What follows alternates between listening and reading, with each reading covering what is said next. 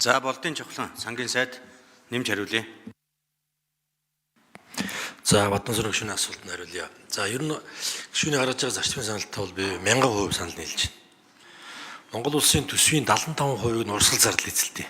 25% нь одоо хөрөнгө оруулалт. Энэ 75%-ийн 60% нь тэтгэвэр тэтгэмж цалин халамж байдаг. Үлдсэн 15% нь л одоо үйл ажиллагааны зардал. За саяын таны ярьж байгаа гадаад томилтын зардал бол бүр бага нь 2.5%-ийг л эзэлдэг. Тэгэхээр бид урсгал зардал дээр дөрвтөө одоо хэмнэлт хий, дөрвтөө өөрчлөлт хий гэвэл цалин тэтгэвэр тэтгэмж энэ халамж дээр л одоо дүн шинжилгээ хийж үүн дээр л бүтцийн өөрчлөлт хийх ёстой юм байна.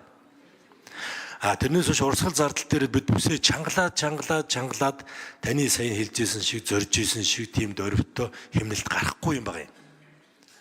Нэгт за хоёрт үнийг яаж багасгах вэ гэхээр ийм байна. 2025 оны төсөв батлагдах үеэр дагсан тогтоол дээр засгийн газарт нэг үүрэг өгсөн байна.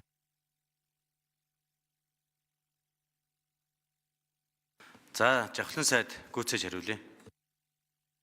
Төсвийн урсгал зарлалыг нэмэгдүүлээд байгаа энэ хууль эрх зүйн орчны талаар танилцуулга оруулж ирээ гэдэг. За ингээд танилцуулга улсын хурал засгийн газар хөрвүүлсэн байгаа шүү. Энэ дээр та бүхэн маань нэг ажиллаад өгөөч. Тэн дээр гол санаа юу байгаа вэ гэхээр 208 хуулийн 1024 заалтаар Монгол улсын төсвийн урсгал зардлыг одоо хуульчилсан байдаг. Өөрөөр хэлбэл бараг л бүх ажлыг төрийн чиг үүрэгт оруулаад багтаагаад за төсөвтөө багтахгүй цаана байгаа дахиад 14 их 80 төгрөгийн зардал наалганы цаана хүлээгээд байж байгаа.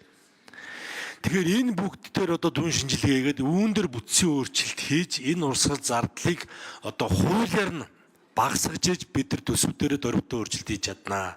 Тийм учраас энэ дээр одоо улсын их хурлын гишүүд манд энэ одоо засгийн газраас хөргүүлсэн санал дээр одоо энэ дээр маш сайн анхааралтай ажиллаад энэ одоо хуулиудыг эренбэлж зогсоож за